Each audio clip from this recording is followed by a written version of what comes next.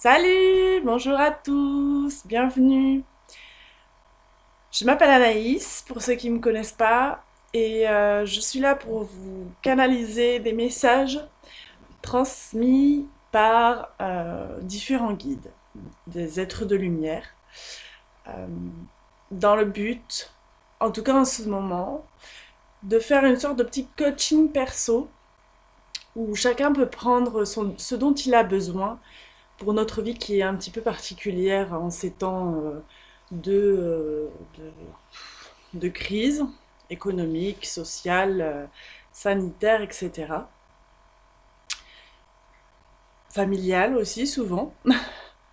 Voilà, donc c'était petit coaching des guides. Donc je ne sais pas de quoi ils vont me parler aujourd'hui, je ne leur ai pas demandé pour l'instant. Donc on va le découvrir ensemble. Et j'ai une annonce officielle à vous faire. C'est a priori une des dernières vidéos aussi pixelisées et aussi faite avec la caméra de l'ordinateur en fait, intégrée. Donc voilà, je suis en cours d'achat, de réflexion et d'achat d'une webcam qui pourra me permettre de faire des vidéos un peu plus correctes visuellement et peut-être même au niveau de l'audio. Voilà, c'est en cours, ça va pas tarder à arriver. Très bien. Alors, aujourd'hui, qu'est-ce qu'ils ont à nous dire? J'ai un chat dans la gorge. Je sais pas si ça a un lien, mais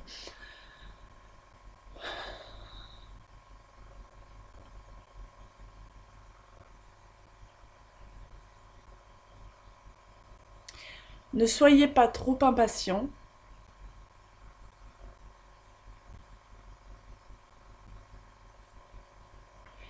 D'arriver au but final de votre vie. Apprenez la patience et la persévérance.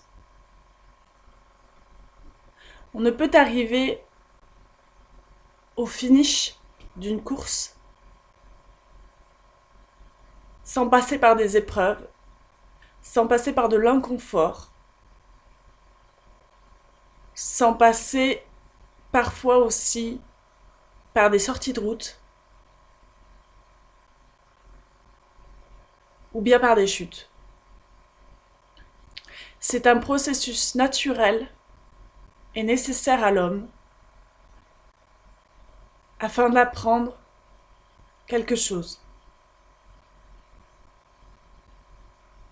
D'apprendre qu'on est allé trop vite, d'apprendre qu'on s'est trompé en allant bille en tête dans une direction sans voir toutes les opportunités, toutes les possibilités existantes pour arriver au but final. Et n'ayant pas regardé toutes ces opportunités, n'ayant pas saisi la bonne piste pour arriver au bout. Ce peut être également l'inconfort de se comparer aux autres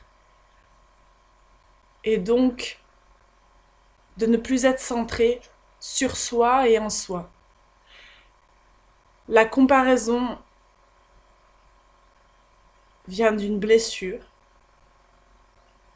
En détectant cette blessure et en la réparant,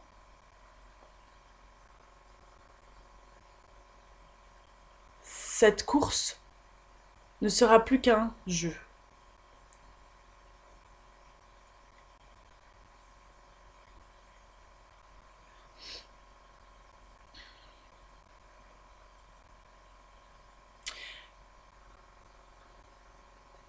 Hmm.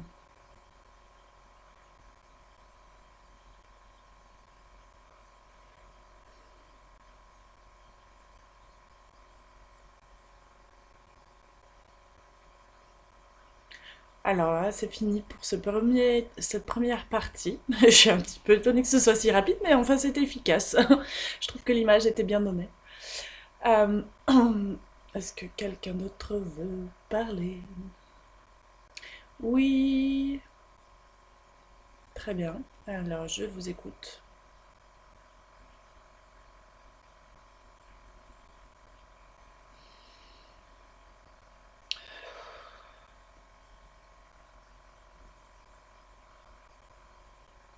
Le monde d'aujourd'hui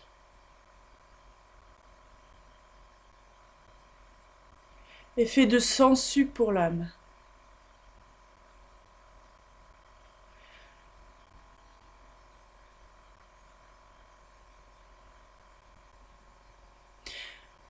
Vous êtes beaucoup à perdre votre énergie,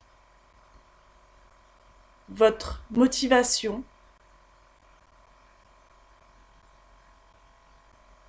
parce que vous n'arrivez pas, vous n'avez pas su, ou vous ne voulez pas modifier votre entourage. Votre entourage, qu'il soit familial, social, euh, de travail, ou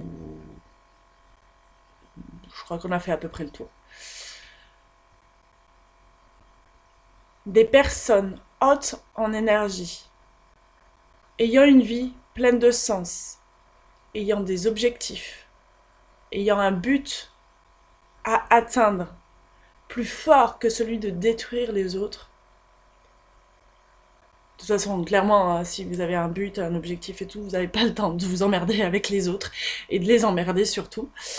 Clairement, je vous le dis de suite, si vous êtes focus, les autres autour ne sont pas grand-chose. Enfin, peuvent être importants pour vous, mais enfin, vous n'êtes pas sans arrêt en train de faire des commérages, des critiques et de blesser les gens qui vous entourent. Et si on le fait sur vous, ça aura beaucoup moins d'impact que si vous êtes dans une énergie plus faible parce que vous n'avez pas de but, que vous ne savez pas où vous en êtes, etc. En soi, il n'est pas grave de ne pas avoir trouvé ce que l'on cherche. Le but du but est de passer par un chemin, par un chemin, par un cheminement intellectuel afin de découvrir où l'on veut aller, comment on veut aller, avec qui on veut aller, pourquoi on veut y aller, etc. Il est important de se poser, d'avoir en ligne de fond toutes ces questions afin de suivre notre chemin et de le découvrir. Mais nous ne découvrons qu'une petite partie de notre but final. Chaque pas en avant permet d'ouvrir une autre porte, permet de découvrir une autre potentialité, une autre opportunité, un petit indice supplémentaire sur la manière qui n'est pas celle qu'on avait pensée avant, qui n'est pas qui concerne les personnes avec qui on veut le faire, avec qui on veut s'entourer, qui n'étaient pas forcément les mêmes qu'au départ, etc., etc. C'est-à-dire que lorsque vous avez un but, un objectif précis, voilà, je veux, bon, je sais pas, je veux vivre à cet endroit avec ma famille en harmonie, avec ce travail-là, à cet endroit-là, dans telle entreprise, avec du coup les collègues qui vont avec. Ok, très bien. Sauf que lorsque vous approchez petit pas par petit pas de ce but final, vous vous rendez compte que, eh bien, c'est pas avec cette entreprise-là, mais ça serait plutôt avec celle-ci. Que au niveau familial, même si vous vous retrouvez seul, c'est pas grave. Mais si vous trouvez quelqu'un qui vous correspond mieux, peut-être que c'est encore mieux. Euh, Enfin voilà, il y a plein de détails qui peuvent être modifiés en cours de route. ce n'est pas grave. À partir du moment où vous avez votre vision claire d'où vous voulez aller, même si cette vision se modifie par vos expériences, par de nouvelles acquisitions de compétences, de savoir, euh, votre vision ne fait que s'affiner par ces détails, qui finalement n'en sont pas d'ailleurs, par ces détails de vie euh, et de cheminement.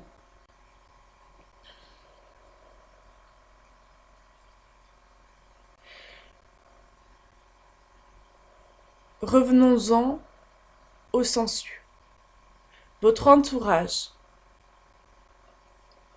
comme nous vous l'avons dit, peuvent être des sangsues énergétiques. Elles pompent votre énergie. Elles pompent euh, dans vos facultés à faire pour faire plaisir aux autres. Vous devez vous méfier de vous-même et de vos comportements. Vous devez penser à vous, déléguer lorsque c'est possible, reporter lorsque c'est possible également, voire complètement laisser abandonner certaines idées, certains projets qui ne sont pas liés à votre vision de la vie, à votre vision de votre vie future. Il est essentiel pour vous de vous préserver et de préserver votre énergie. Ne faites pas de choses à contre-cœur. Commencez toujours par votre vision des choses, par vos valeurs, par vos objectifs personnels. Et à la suite de cela, réalisez une partie, pas tout ce que vous faisiez avant, mais une partie des autres tâches de la vie quotidienne qui demandent moins d'énergie, qui donnent beaucoup moins d'énergie, voire qui en prend, et qui ne vous donnent aucun support pour aller de l'avant.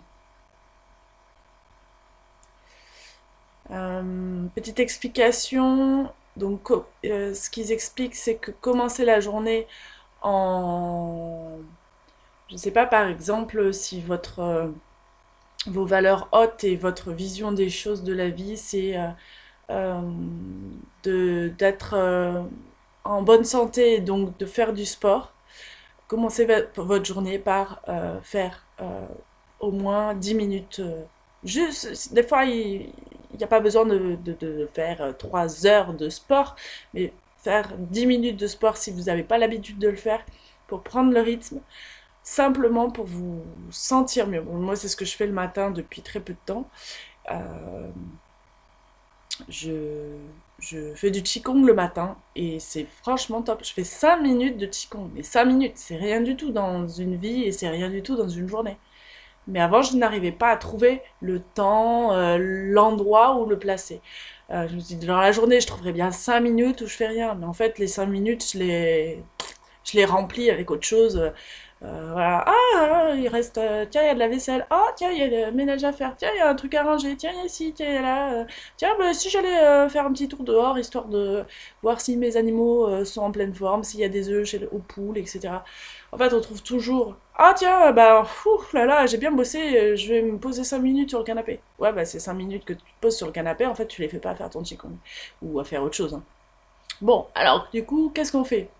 Eh bien, le matin, on est plein d'énergie. 5 minutes, c'est rien du tout avant de faire le reste, sa formation, la canalisation, de faire son projet d'entreprise, de faire, voilà. Et en plus, ça apporte vraiment, enfin voilà, après l'avoir testé, ça apporte une énergie de fou. Donc, je fais ces petites 5 minutes de Qigong. Alors, je change des fois les exercices. Là, en ce moment, je suis beaucoup sur les exercices sur les reins, puisque j'ai eu des petits soucis rénaux. Donc, voilà. je fais mes petits qigong pour réactiver les reins et les méridiens qui vont avec. Très bien, ok. Et qu'est-ce que j'avais d'autre d'important pour moi? C'était la respiration. Je ne sais pas respirer. Je n'arrive pas à respirer correctement, en extérieur ou en intérieur, peu importe, le moindre effort que je fais, j'ai l'impression d'asphyxier. Euh, ça recommence à remonter à quelques années maintenant. Donc je pense que j'ai toujours pas trouvé exactement quand est-ce que ça s'est passé, mais je pense que c'est lié à un de mes traumatismes, un de nombreux traumatismes, n'est-ce pas, de vie, qui ont fait le chemin de vie que j'ai et que j'accepte volontiers parce que ça me mène là où j'en suis aujourd'hui. Et donc j'ai dit, il faut que je fasse des exercices de respiration. Donc j'ai eu testé plusieurs trucs. J'ai acheté un petit bouquin sur la respiration avec tout un tas d'exercices de respiration à faire à 7h, à 9h, à 11h, à midi. Waouh! Alors c'est top, hein. Mais moi je peux pas, hein. Enfin je peux pas prendre 5 minutes ou 10 minutes ou un quart d'heure toutes les heures, toutes les 2 heures. Enfin j'y arrive pas. C'est trop me demander. Alors qu'est-ce que je fais? Et ben après mon petit qigong, je fais 5 minutes de cohérence cardiaque qui me permet de me poser, me centrer et apprendre à respirer, sentir cette respiration et comment elle fonctionne en moi. Et voilà, et en fait j'ai mis 10 minutes dans mon planning depuis pas très longtemps, depuis 15 jours à peu près, 15 jours, 3 semaines, et j'adore ça, je suis en manque si je ne le fais pas. Je ne l'ai pas fait hier parce que on a dû se lever tôt pour bon, bref, pour faire des trucs, pour, voilà. Et bien qu'est-ce qui s'est passé? Eh ben, j'étais pas en forme. Déjà, j'avais mon corps qui me réclamait de faire du qigong. Alors, j'en avais fait un petit peu, entre guillemets, à l'arrache. Donc, ça m'a fait un peu de bien, mais c'était pas aussi poussé et aussi précis que ce que je peux faire pendant les 5 minutes où vraiment je m'accorde 5 minutes à ne faire que ça. Et pareil, je n'avais pas fait de cohérence cardiaque. Et ben, je l'ai senti et mon corps le réclamait. Mon corps réclamait ouais, c'est un vrai besoin. Un vrai besoin du corps. Et là, je sais que j'ai trouvé,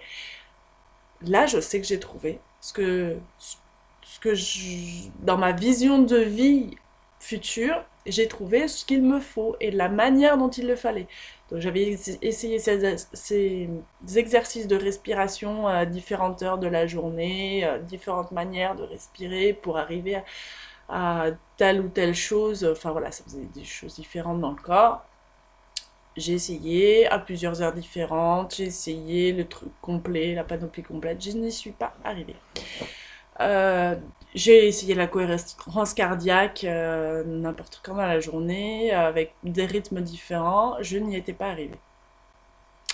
Il a fallu que je commence par faire du qigong, alors que je les ai dit, tiens, j'aimerais bien faire du sport, j'aimerais bien aller un peu courir et tout, et je ne trouvais pas le temps. Parce qu'en fait, courir, ça m'intéresse pas plus que ça.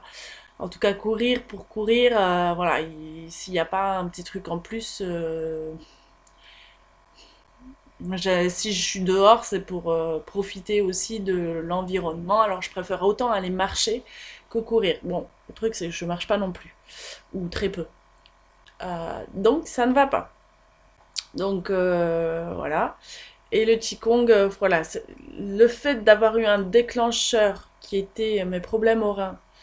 Et quand j'ai demandé à mon somatopathe comment il ressentait mes reins, et qu'ils m'ont dit, bon, bah, pour moi, ils sont. Comment il m'a dit? Je sais plus exactement. Pas comme s'ils étaient inexistants, mais comme s'ils étaient sans vie. Là, j'ai dit, là, je peux pas continuer comme ça. Je peux pas avoir des problèmes de reins toute ma vie, alors que j'ai 30 ans, 33 ans. Je peux pas avoir des problèmes tous les 2 ans de calcul dans les reins où je suis obligée de passer à l'hosto, de pas savoir comment ça va se passer, si je vais si je vais avoir une intervention ou pas, enfin voilà, c'est pas possible. Donc ce déclic-là m'a fait dire, le Qigong, déjà ça c'était dans ma tête depuis longtemps, un long cheminement, tu devrais faire du Qigong, ça te ferait du bien. Donc là j'ai dit, bon bah je vais tester. Et j'ai vraiment accroché dès le départ. En le faisant le matin, dès que je me lève. C'est la deuxième chose que je fais après m'être habillée. M'être habillée, pardon. Et après ça, j'ai essayé la cohérence cardiaque et c'était juste une manière de finir, de se poser, d'être bien et surtout d'intégrer ce que ça fait dans le corps, ce que les exercices du Qigong juste avant ont fait dans le corps et laisser circuler l'énergie avant d'entamer sa journée à fond, quoi. Voilà, tout ça pour dire que le Qigong, j'en avais envie, mais je le faisais pas, et je trouvais pas le temps, et je trouvais pas le, le truc qui fait que vraiment ça me motive. Voilà, c'est ça. Je trouvais pas la motivation nécessaire pour le faire. Là, je l'ai trouvé. La cohérence cardiaque, la respiration, les exercices de respiration, c'est pareil. Je ne trouvais pas la bonne articulation. Quelle sorte de respiration choisir, quand le faire, et voilà, donc ça c'est fait. Et le jogging, je pense que je vais pouvoir bientôt m'y mettre, puisque voilà, moi ce qui m'intéresse dans le jogging, c'est pouvoir par exemple écouter de la musique ou écouter des conférences ou des formations et voilà, et ne pas avoir l'impression de perdre mon temps à faire du sport, ce qui n'est pas le cas puisque ça fait quand même du bien au corps, ça, et ça réoxygène et ça me permettra d'avoir une meilleure respiration. Mais j'ai envie aussi de d'y aller franchement et de pas faire 10 minutes de course et d'après d'être épuisé, à plus pouvoir respirer. Donc le but c'est que en ayant mon cerveau qui se connecte à autre chose, à quelqu'un qui parle, des choses qui, voilà, qui sont profondes, d'oublier un peu que, je sais pas respirer, parce qu'en fait, au fond de moi, je sais comment on respire, j'ai été sportive un peu quand j'étais plus jeune, enfin, voilà, je sais respirer, mais j'ai oublié. Mais il y a des choses qui m'ont bloqué. Donc voilà, c'est dans cette optique-là. De squeezer ce que son cerveau a enregistré il y a quelques années de ça en disant tac, ça suffit maintenant, tu arrêtes de respirer, tu ne peux plus respirer, on te prend à la gorge, tu ne sais pas respirer. Non, c'est pas vrai. Aujourd'hui, j'enlève ça, je peux respirer en faisant du jogging, je peux respirer en marchant, en faisant de l'effort, mais je dois arrêter les influx nerveux qui sont envoyés dans mon cerveau pour me dire que je ne sais pas faire ça. Voilà. Le cerveau et tout ça, le corps humain est un outil, je ne sais pas si c'est que un outil, mais est a un fonctionnement merveilleux. Je pense qu'on en reparlera un jour, mais je ne sais pas quand, mais je pense qu'on reparlera de ça en canalisation. Ouais, je pense. Mais c'est pas le moment encore. Mais c'est tellement merveilleux et de comprendre les mécanismes humains, euh, physiques, chimiques, électriques qu'on a dans notre corps et, et les fonctionnements inter- et intra-humains. C'est ouais. Voilà, tout ça pour vous dire que par rapport à la canalisation, il faut trouver son but et qu'après il faut tâtonner, tester, essayer de trouver le bon moment, le bon timing. Si c'est pas aujourd'hui, c'est peut-être dans 3 semaines que ça va se faire, que ça peut se faire.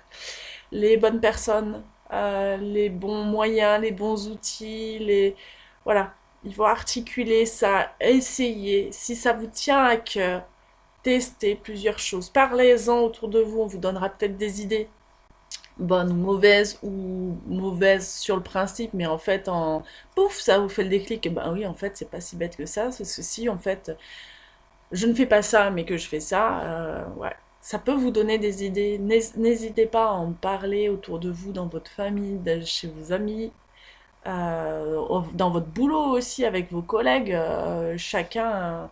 Voilà, et puis si ça se trouve, vous trouverez aussi des personnes qui sont motivées pour la même chose que vous et qui vous donneront, qui ont besoin juste d'être avec quelqu'un pour le faire et que vous aussi, vous aviez besoin de quelqu'un pour le faire. Et pouf, voilà, les rencontres fortuite, ça existe tout le temps.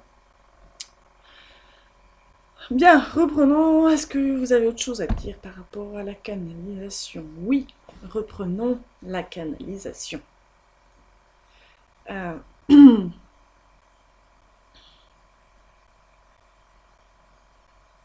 Éloignez-vous de ces sangsues. Bah oui, évidemment. Je vous parle des objectifs de vie et tout, mais le but de la canalisation, c'était quand même les sangsues. Donc, effectivement, on peut trouver des bonnes personnes dans nos projets, mais on peut trouver aussi des sangsues qui vont vous pourrir la vie pour éviter que vous puissiez atteindre vos rêves, puisque eux n'en ont pas. Éloignez-vous de ces sangsues pour retrouver en vous l'énergie puissante qui sommeille en vous. Ne laissez pas partir cette énergie dans d'autres qui l'utiliseront pour faire des choses malsaines. En parole, en acte, voilà.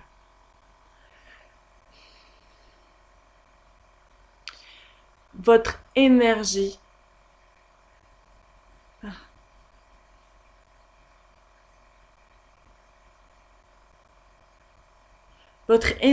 recèle des merveilles.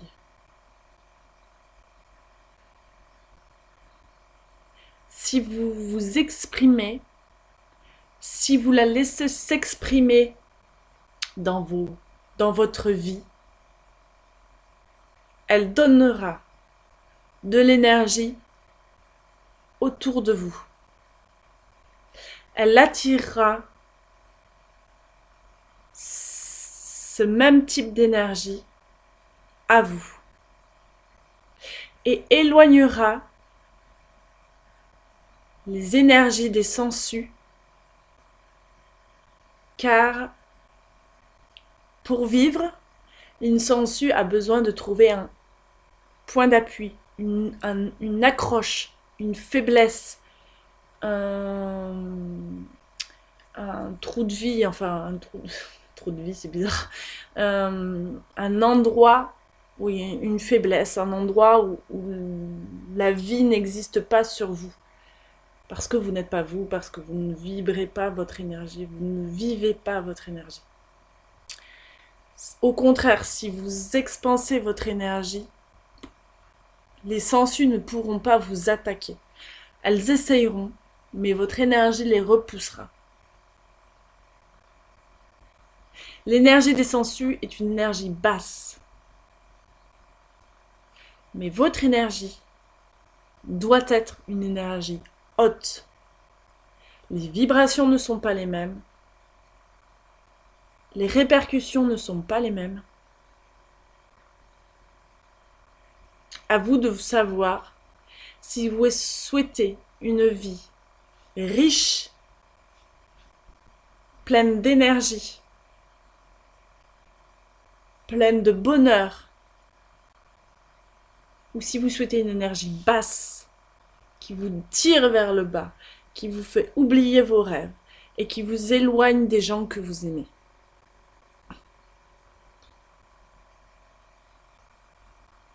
À vous de décider pour vous.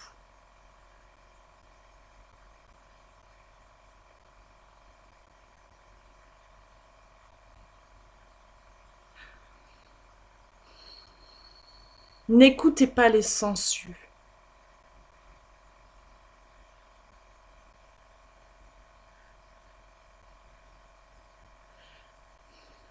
Elles chercheront vos failles pour espérer survivre.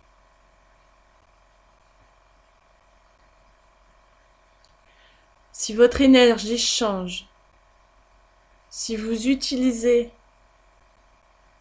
votre propre énergie pour être de plus en plus énergique, vibrant, aimant, bienveillant, les sangsues le verront et le ressentiront malgré elles.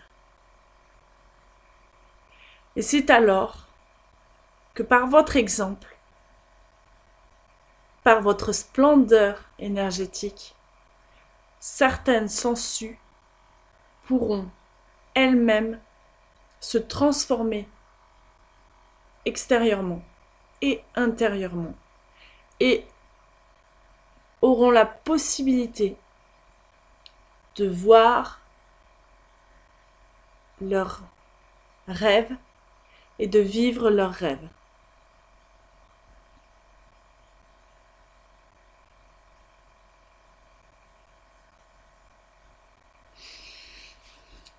Si vous donnez l'exemple aux gens qui vous entourent, que ce soit dans votre famille, dans vos loisirs, hobbies, dans votre boulot, vous trouverez toujours des gens qui seront pas contents et qui vous feront des réflexions et qui vous rabaisseront et qui essayeront de trouver le petit endroit pour vous piquer, pour vous affaiblir et pour vous montrer que vous n'êtes qu'un homme en fait. Et oui, nous ne sommes que des hommes. Donc nous avons nos faiblesses, nous avons nos blessures et il est important de les accepter pour avancer. C'est ça aussi qui fait notre force. C'est parce qu'on les accepte et qu'on les soigne que nous pouvons avancer d'autant plus et d'autant mieux. Mais c'est pas parce que on a des attaques qu'on doit tout abandonner. On doit continuer, persévérer et être patient par rapport à notre but.